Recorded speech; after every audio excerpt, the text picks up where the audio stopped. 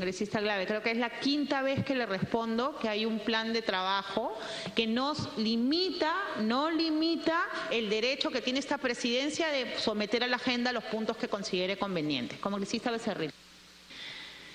En realidad, Presidenta, no entendemos o no queremos entender. A mí me parece que hay un ánimo de desacreditar permanentemente el trabajo de la comisión. Porque ya pues están desde que comenzó esta legislatura con el mismo tema, pero tiene que hacerse todo en conjunto. No se puede debatir todos los temas a la vez, pues por favor, tiene que ser tema por tema. Además, cuando quieran poner la agenda, que sean presidentes de la comisión, pues Presidenta. Gracias. Congresista Alcorta. Gracias. Lo que convalida la propuesta es prácticamente homologar exactamente igual como el caso de los candidatos a las alcaldías, porque los alcaldes pueden sustentar, por ejemplo, residencia múltiple. Puede vivir en un distrito y puede al mismo tiempo trabajar en otro. Acá se trata lo mismo, o sea, las candidaturas al gobierno regional o los consejeros regionales prácticamente se viene a homologar a lo mismo con la residencia múltiple, porque, por ejemplo, yo inclusive soy de la idea de que cualquier peruano pueda postular por cualquier región, por ejemplo. No tengo por qué limitarme solamente a Lima o uno a Tumbes o otro solamente a Cajamarca. Como peruanos podríamos presentarnos en cualquier región en general, o sea, somos representantes finalmente cuando juramentamos, somos representantes todos del Estado peruano, no que yo sea de Lima, soy representante del pueblo en el Congreso peruano, de todo el país, desde Tumbes a Tacna, de Loreto a Lima. Entonces yo creo que los candidatos podrían ser candidatos en general de cualquier región que pretendan postular. Gracias, Presidente. Gracias, congresista Alcorta. Congresista Violeta. Gracias, Presidenta. Saludando a todos los colegas. Presidenta, efectivamente este fue uno de los temas que fueron tratados en el equipo de reforma electoral, que en su momento hicimos el informe, y efectivamente recogimos este sentido de la reforma que se plantea con este proyecto de ley. Y digamos, el razonamiento, la idea de fondo es básicamente sencilla. El Perú es un Estado unitario, poco en línea con lo que mencionaba además la congresista Alcorta, eso es un reconocimiento constitucional. No somos una república federativa ni comunitaria, sino un Estado unitario. Y la otra cosa, más allá del tema legal, es un principio de realidad sobre lo que es el Perú en términos sociales. Es decir, el Perú es un país con enormes procesos de migración, ¿no? Una sociedad altamente fragmentada en donde la gente se moviliza a partir de la búsqueda de oportunidades hacia las grandes ciudades, y ese desarraigo es un desarraigo no por elección, sino muchas veces por la búsqueda de oportunidades, de progreso, de modernidad, en fin. Y eso no te quita ni excluye la identidad que cada persona puede tener sobre su propia localidad, ¿no? Una persona que nace, en mi caso, yo nací en Chincha, nunca voy a dejar de ser chinchano, nunca voy a dejar de ser de la región Ica, y como quien nace en Amazonas o como quien nace en Madre de Dios, y en consecuencia el hecho de migrar de una región a otra región no tendría por qué significar un impedimento en el futuro a representar a esa región frente a determinado proceso electoral. Más bien este tema era un tema que se había planteado en los últimos años casi como una injusticia desde un punto de vista del derecho electoral, porque se estaba planteando una situación de impedimento. Y el ejemplo es bien claro. Mire usted, el caso de las personas que, habiendo estudiado y habiendo vivido en una región determinada hasta los 16, 17 años y terminaban la escuela o incluso terminaban la universidad y luego salían a hacer una maestría o a hacer un posgrado a otra región o incluso al extranjero, cuando terminaban de hacer su programa de estudios y querían regresar a su región, había pasado más de 2 años, 3 años, 4 años, 5 años, y ese transcurso del tiempo ya le impedía representar a su región. En consecuencia, estaba claro que había un despropósito en la norma, se estaba produciendo algo que no era razonable, que no era lógico y que iba en perjuicio no solo de del ciudadano, que tenía el derecho a ser elegido, sino de la propia ciudad, de la propia población, la propia región, de tener un representante que, por ejemplo, podría estar mejor formado para poder ejercer un cargo de representación política. En consecuencia, ese tema se ha querido resolver, se ha querido corregir con el informe y luego con esta propuesta, y en ese sentido nosotros la apoyamos. Me pide una interrupción el congresista. Congresista Ceballos. Sí, y mire, bastante razonable lo explicado por el congresista Violeta, porque fíjese, muchos jóvenes emigran por una mejor formación.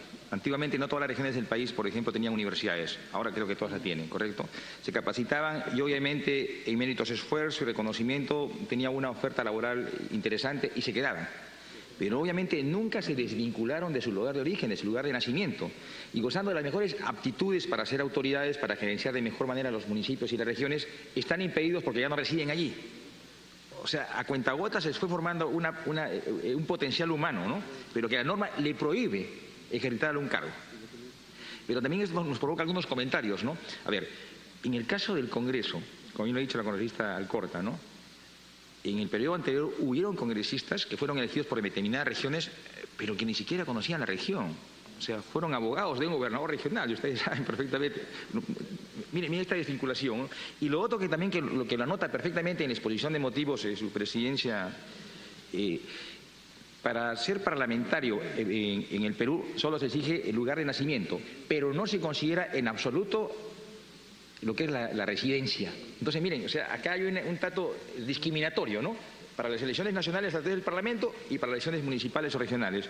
Y finalmente quien va a decidir dentro de esta gama de ofertas que se dan y alternativas es el elector finalmente. Gracias, Presidenta. Para que concluya, congresista. Sí, Presidenta, el tema, lo que yo quería hacer énfasis es que cuando nosotros hablamos en el grupo de reforma, hablábamos como requisitos en términos generales. No solo para el tema municipal o no solo para el tema, sino como los requisitos para ser candidato. No hacíamos esta diferenciación porque entendíamos que este era un derecho que tenía que ser homogéneo para todos los ciudadanos de forma igual. Y el otro aspecto que también se recoge aquí, que tiene que ver con el domicilio múltiple, ya el Jurado Nacional de Elecciones ha desarrollado muchísima jurisprudencia sobre esto. Esto ha evolucionado en el sentido de reconocer el domicilio múltiple más bien como un habilitante de derecho, y por lo tanto me parece a mí también correcto que esté. Siempre queda duda sobre esto que efectivamente mencionaba el congresista Ceballos, es decir, este debería ser un requisito para quienes son congresistas o para quienes postulan a la máxima judicatura o para quienes postulan para gobiernos regionales o municipales, ¿no? Aquí en este caso hay una restricción específica a la ley de elecciones regionales y municipales. Gracias. Gracias, congresista Violeta. Tiene la palabra el congresista Mauricio Mulder. Presidenta, muchas gracias. Bueno, se entiende que es un requisito al cual se puede alegar si es que no se cumplen los otros, ¿no es cierto? O sea, el no tener 2 años de residencia puede llevar a la persona a decir, bueno, pero he nacido en el lugar, ¿no? Y parece pertinente, ¿no? O sea, no son requisitos que deban ir juntos, sino que son disyuntivos. Lo que me preocupa es la definición de la palabra circunscripción, ¿no? Porque tendríamos que establecer allí el límite de la misma. Se entiende que si se dice que es para la aplicación de una determinada circunscripción, o sea, si va a postular a la municipalidad de Miraflores y no vive en Miraflores, entonces tiene que haber nacido en Miraflores. A nivel distrital vamos a llevar el tema. O a lo mejor la persona puede decir, no, pero yo soy de Lima. Mi circunscripción es Lima y este es un distrito de Lima. Y entonces, ¿cómo definiríamos una cosa tan precisa? Y si lo llevamos esto incluso a, digamos, centros poblados, podríamos llegar a la situación en la que sea bastante difícil encontrar candidatos. Entonces, quizá tendríamos que hacer una referencia específica, ¿no?, para determinar que la ley o el Jurado Nacional de Elecciones en su momento definan las circunscripciones. Y entonces ya se entienda antes de la elección qué es una circunscripción. En algunos casos hay circunscripciones electorales que abarcan 2 distritos, por ejemplo, ¿no? Eso, Presidenta, como aporte. Lo demás, me parece que efectivamente este es un tema en el que seguramente puede haber una progresión. ¿Por qué no en el Congreso también, ¿no? Aplicar esta norma para el Congreso. Haber nacido en la circunscripción, aunque no se vive en ella, puede ser uno de los requisitos que se quiera alegar, que no funciona. Entonces, sería un punto que podríamos estudiar, agregarlo, porque le daría también al natural de una determinada zona poder representarla, aunque viva en cualquier otro lado. Por ejemplo, ese es un requisito que podrían utilizar mucho los peruanos en el extranjero, ¿no? Son nacidos acá, pero no viven acá y a lo mejor no han vivido nunca, pero por su condición de peruanos, la circunscripción a la que podrían alegar es la del lugar de nacimiento. En fin, Presidenta, en términos generales es un proyecto positivo y creo que avanza justamente en función de que los electores sepan que la persona a la que están eligiendo sí tiene una vinculación, ya sea por nacimiento o por domicilio con ellos mismos como electores, ¿no? Gracias, congresista Mulder. Tiene la palabra el congresista Richard Acuña. Gracias, Presidenta. Presidenta, definitivamente, como usted dice, la comisión está en la potestad de elegir qué proyecto se prioriza. Definitivamente sabemos que es un proyecto importante, pero el no recibir ninguna información de ninguna institución también creemos de que tampoco nos da un aval tan diferenciado como para apurarnos en sacar un proyecto, pero igual se respeta y estamos para debatirlo. Creo que en general estamos de acuerdo como bancada con el proyecto, excepto al domicilio múltiple, Presidenta. Ahí sí tenemos una observación, o tengo una observación, y para darles un ejemplo, imagínense de un ciudadano que tenga 8 propiedades en 8 regiones diferentes. Puede pasar, ocurre en el país, o en 5 regiones diferentes, o un ciudadano que vive en Lima y que nació en Lima, vivió en Lima, y que tenga en Pasco, que tenga en Tacna, que tenga en Tumbes. ¿Por qué o bajo qué sustento ese ciudadano va a tener la posibilidad de representar a esa región, a esa provincia, simplemente por tener una propiedad? Es decir, en general, totalmente de acuerdo, Presidenta, pero como reflexión sería importante que respecto al domicilio múltiple no sea considerado en ese predictamen, señora Presidenta. En la interrupción a la congresista Lourdes Alcorta, con mucho gusto. Gracias, Presidente. Gracias. No para contraponer la posición, sino que, por ejemplo, en las candidaturas a las municipales se da el derecho, por ejemplo, del distrito de la circunscripción múltiple. ¿Por qué? Porque tú puedes, en el caso de Lima, tú puedes vivir, por ejemplo, en Miraflores, pero tu oficina está pues en Magdalena. Entonces tú tienes 2 direcciones, no hablo pues de 8, eso hay que ser millonarios para tener pues 8 casas, ¿no? Edificios. Pero en el caso de que tener mi trabajo, mi residencia en un distrito y que trabajo todos los días en otro distrito, me hace tener una dirección múltiple. Duermo y vivo en mi casa, pero trabajo todo el día en el otro lado. Entonces sí sea ya 8, ya es niveles de una pirámide que yo para mí estoy muy lejos. Yo creo que en el mismo Parlamento debe existir ejemplos de ello. Pero mira, señora Presidenta, de eso se trata ese debate. Pero ¿por qué cuando hablamos de domicilio múltiple no tratamos de poner un límite? Es decir, pongamos un límite, pongamos algún candado. Es decir, hay congresistas de que tienen, yo conozco congresistas que tal vez nacieron en una ciudad, trabajaron en otra y viven en otra. Ahí estamos hablando esos son ejemplos que claro que existen, hasta hay congresistas que son parte de esa comisión. Y lo sabemos muy bien. Y entonces yo creo que sería importante poner un candado, señora Presidenta, básicamente por respeto a la ciudadanía a la cual cada una de esas autoridades deberían de representar. Muchas gracias, señora Presidenta. Congresista Quintanilla. Es de Amazonas, vive en... Señora Presidenta. Yo creo que aquí estamos confundiendo algunos conceptos. La representación política, digamos, puede ser en una república unitaria como la peruana, y todos tenemos los mismos derechos, etcétera, etcétera. Pero en el caso de cuando se está señalando que uno tenga domicilio o tenga el vínculo de nacimiento con una circunscripción para ser elegido en el gobierno regional o en el gobierno local municipal, se sigue estos requisitos.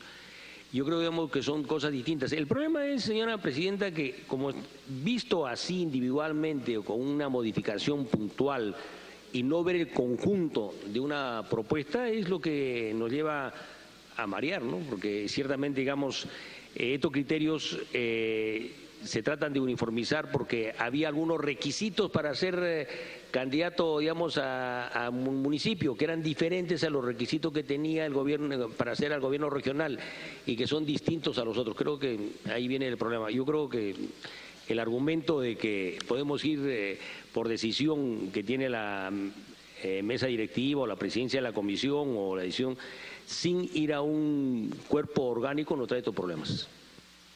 Gracias, congresista Quintanilla. Congresista Torres. Gracias, presidenta. Bueno, definitivamente este es un dictamen que refiere a los requisitos para ser candidato y creo que es oportuno hacerlo a puertas de las elecciones regionales y provinciales y distritales. Creo que la modificación es muy buena, porque acá nosotros estamos saldando algunas deudas, sobre todo con las personas que vienen del interior del país. No debemos olvidar que nosotros hemos pasado décadas de terror y que como consecuencia de eso hubieron muchas personas que migraron a la capital en búsqueda de seguridad, pero que dentro de su sentimiento, dentro de su corazón, pues anhelan retornar y por qué no retornar llevando las riendas de su distrito al mejor destino posible. Creo que es una reivindicación, creo que es una norma que reconoce lo que ha sucedido en nuestro país y por eso nosotros vamos a apoyarlo, presidenta. El tema referido al domicilio múltiple, yo creo que en realidad mientras más abierto sea es mejor. El problema es limitarlo. Finalmente, al momento en el cual se vaya a elecciones, va a ser el electorado el que va a tener que definir este elemento, este concepto. Y de hecho lo que decía la congresista Alcorta es muy cierto, ¿no? A mí me tocó, presidenta, por ejemplo, postular para un distrito. Y conversando con otros candidatos, siempre analizábamos y decíamos, oye, ¿por qué uno debería candidatear por el distrito donde domicilias, o en la provincia donde domicilias, o en la región en la que domicilias, cuando muchas veces tu trabajo te lleva a estar más tiempo en otro lugar en el que necesariamente vives, ¿no? Entonces, parecería que la fórmula es bastante adecuada. Finalmente, presidenta, recogiendo la inquietud del congresista Mauricio Mulder, yo creo que saldamos o solucionamos el tema si es que colocamos en el numeral 2 del artículo 13 haber nacido en la circunscripción electoral para la que postula o domiciliar en ella. O sea, aumentar el término electoral, al igual que en el artículo 6 de la Ley de Elecciones Municipales, numeral 2, haber nacido en la circunscripción electoral para la que postula. Yo creo que con eso ya estaría bastante claro, presidente. Gracias. Ok, tiene el uso de la palabra el congresista Lapa. Gracias, señor presidente. Saludo a todos los colegas. Yo creo solamente dejar constancia con respecto al domicilio múltiple, ya estaba en aplicación claro, distrital. Y creo que inclusive hay varios pronunciamientos del Jurado Nacional de Elecciones. Había un debate en el Jurado Nacional de Elecciones al respecto, en aplicación del Código Civil. ¿Y qué hacía? Se tenía que acreditar, porque había impugnaciones que, como señalaba el colega Wilber, a veces los hijos, como usted señalaba también, el colega Torres, se venían a Lima y regresaban a su pueblo, pero tenían su casa en dicho distrito, ¿no? Pero trabajaban acá en Lima, regresan y postulan. Entonces, ¿cómo tenías que acreditar? Acreditabas con autovalúo tu casa, con recibo de agua, ¿no? Entonces, con eso se tenía que acreditar y se demostraba el domicilio múltiple. Entonces, en ese sentido, mi posición es debe estar ya legislado esta situación en este proyecto de ley. Yo particularmente estoy de acuerdo porque hay muchos casos que ha pasado eso. En el sentido de también señalar respecto al término circunscripción, también sería necesario aclarar, ¿no? Salvo mejor parecer, jurisdicción electoral. Entonces, eso sería más adecuado, ¿no? A la redacción que podemos tener. Muchas gracias. Gracias, congresista Lapa. Habiendo concluido el dictamen con la sugerencia del congresista Mulder y el agregado de circunscripción electoral, vamos a pasar a una votación nominal. Congresista Richard Acuña. Congresista Quintanilla. Contra. Congresista Ceballos. A favor. Congresista Violeta. A favor. Congresista Gilmer Trujillo. ¿Cómo? Congresista Trujillo. A favor. Congresista Modesto Figueroa. A favor. Congresista Zacarías Lapa. A favor. Congresista Miguel Ángel Torres Morales. A favor. Congresista Lourdes Alcorta. A favor. Congresista Héctor Becerril. A favor. Congresista Mauricio Mulder. Consta el voto de la presidencia a favor. Ha sido aprobado por mayoría con 10 votos a favor, 1 en contra y 1 abstención. Siguiente punto, 5.4, predictamen recaído en el proyecto de ley 1347 que propone elevar la valla electoral para la elección de gobernador y vicegobernador regional, modificando el artículo 5 de la Ley de Elecciones Regionales. Ponemos a consideración este dictamen recaído en la iniciativa legislativa que propone elevar a más del 40% el porcentaje mínimo de votos válidos que requiere obtener una organización política para que sus candidatos sean elegidos en los cargos de gobernador y vicegobernador.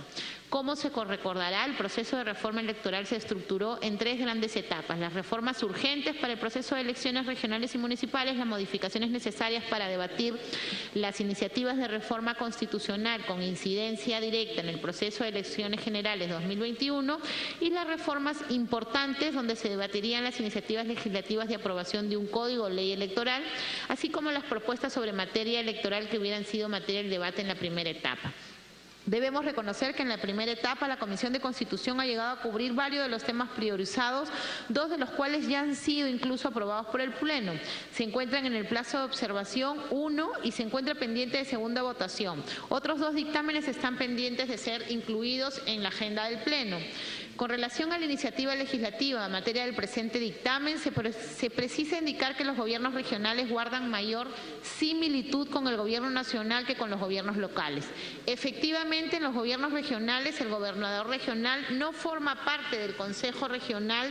Los candidatos a los cargos de gobernador y vicegobernador se eligen de manera separada a los candidatos al cargo de consejero regional. Los candidatos a los cargos de consejero regional no se eligen por lista cerrada y bloqueada en todo el departamento, sino que cada candidato a consejero regional postula por cada provincia. No existe premio a la mayoría en las elecciones regionales.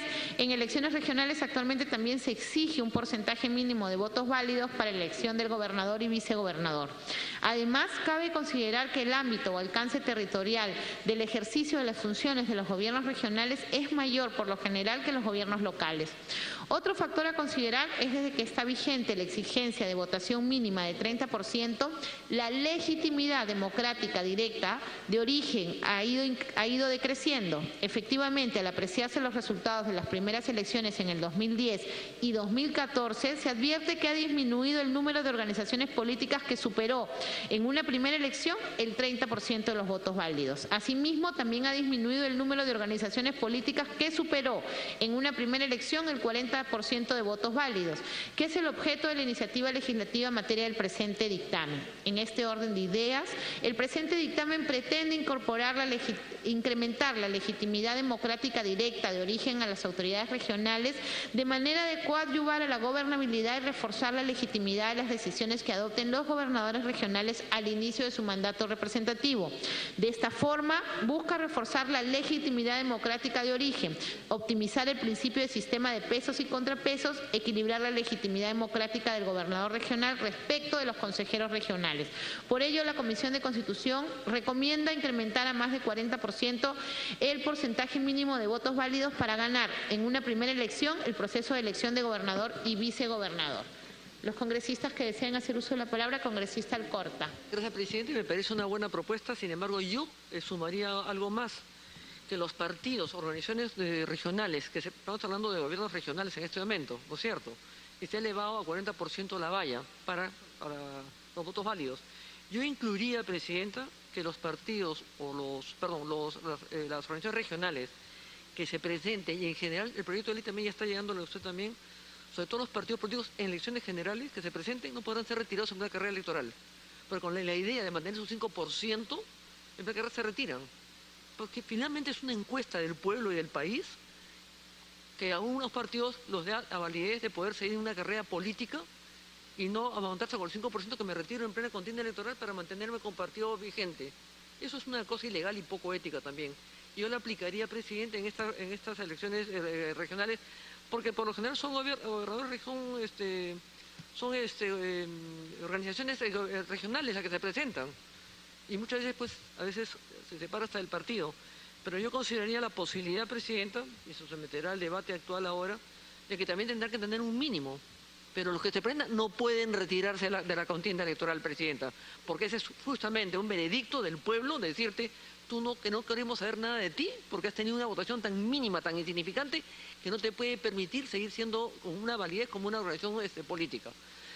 Gracias, presidente. Gracias, congresista Alcorta. Congresista Glave. Gracias, presidenta. Mire, nuevamente, el tener estos debates así no nos permite tener una imagen en conjunto, presidenta. Puede usted discrepar conmigo, pero tengo derecho, como muchos ciudadanos, de creer que este tipo de reformas no deben ser vistas como están siendo vistas. Este caso, por ejemplo, ¿cuál es la razón para elevar 10% la posibilidad de ganar en primera vuelta? Ombe ya dijo, es carísimo, porque eso va a suponer que tengamos que llevar adelante procesos electorales de segunda vuelta electoral en los gobiernos regionales. Y hoy por hoy, ¿cuál es el problema de legitimidad con los que ya fueron y ganaron en primera vuelta con 30% o superando el 30%? No hay, presidenta. O sea, ¿cuál es la razón? ¿Cuál es el fundamento que sustenta la necesidad de esta reforma a tan poco tiempo del proceso electoral? Sabiendo que estamos a punto de ir a un proceso electoral donde ya se sabe por anticipación y por cómo hemos ido llevando adelante los procesos electorales que con 30% se puede ganar en primera vuelta. El fundamento de esto puede ser una buena iniciativa de algún... la congresista Alcorta me pide una interrupción, presidenta. Congresista Alcorta. Presidenta, gracias, congresista. A ver, acá hay dos temas importantes, ¿no? El costo-beneficio no puede ir por el lado económico si al jurado le cuesta o no le cuesta plata. El costo-beneficio está en que la ciudadanía tenga una satisfacción en un resultado electoral. Es importante, y la pregunta sería, ¿por qué no puede haber segunda vuelta en un gobierno regional? Que es importante que hoy día el gobierno regional elige a todos los directores generales de todos los ministerios, educación, salud, agricultura, en general. Es el Estado. Lo que pasa es que a veces los gobernadores regionales y los alcaldes no se dan cuenta que también son parte del Estado. Son el Estado en sí. Entonces, ¿por qué no podría haber una segunda vuelta en una región? ¿Por qué podríamos evitarlo? Pero no puede ser el argumento, con todo respeto, de que sea un costo económico y que al jurado le parece carísimo. Habrá pues la segunda vuelta, porque creo que la región merecería una segunda vuelta para tener una buena elección. Entonces ya no habrían pues 10 candidatos, invento el número, o 15 o 20, porque hay candidaturas de tal magnitud que ni siquiera, a veces más allá de la proporción de la población en sí, 20, 30 candidatos. Eso es una cosa desproporcionada, pero sí creo que tienen el derecho a tener una segunda vuelta, dadas las circunstancias, y que eso no nos puede llevar a una reflexión de que el costo para el jurado... El jurado no tiene ninguna cosa que ver en esta situación. El jurado de las elecciones lleva todo un proceso, puede sugerir cosas, pero el costo-beneficio tiene que ser el beneficio, por lo general, tiene que ser mayor que el costo. Y en ese sentido hago la propuesta de que... no comparto la posición de que... Presidenta, muchas gracias, congresista Alcorta.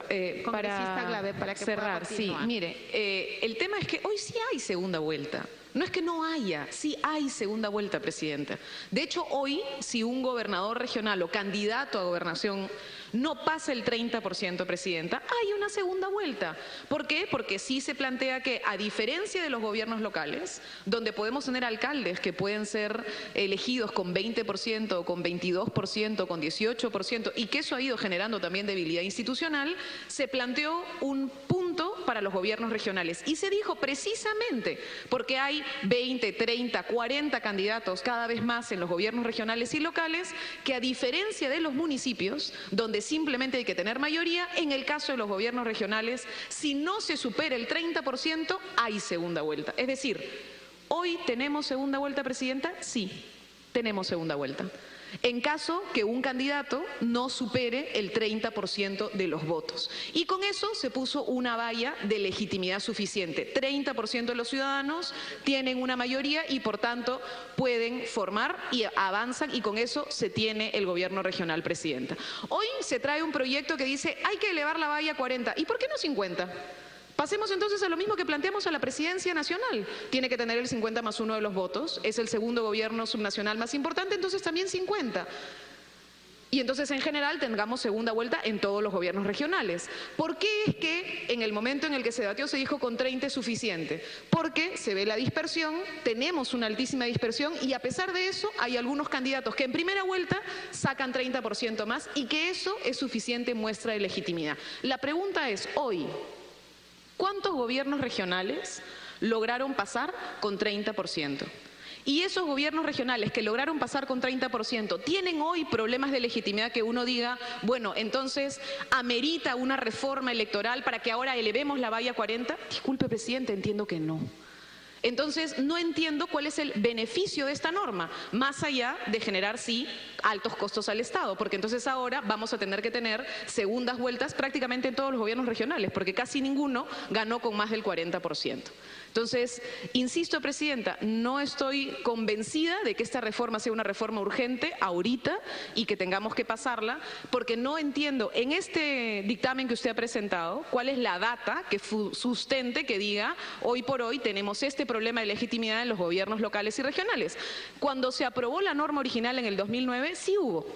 Precisamente en el 2009 se dijo, no podemos seguir teniendo este nivel de dispersión. Tenemos 15, 20 candidaturas y podríamos tener gobernadores regionales con 15 o 20% de votación y eso es insuficiente y por eso se puso la valla en 30. Insisto, presidenta, no entiendo cuál es el beneficio de subirla a 40 en este momento. Gracias, congresista Glave. Congresista Becerril. De arranque.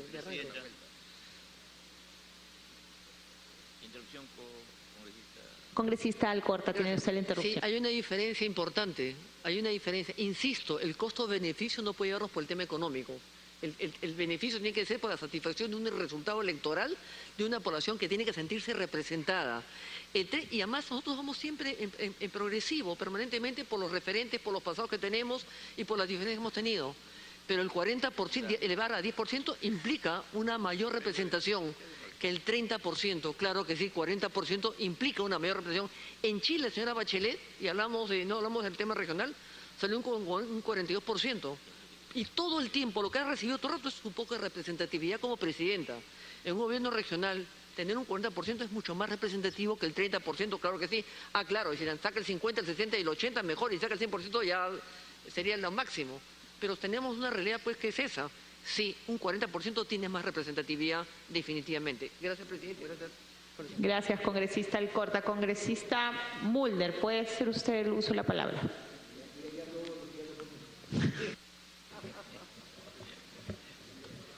Presidenta,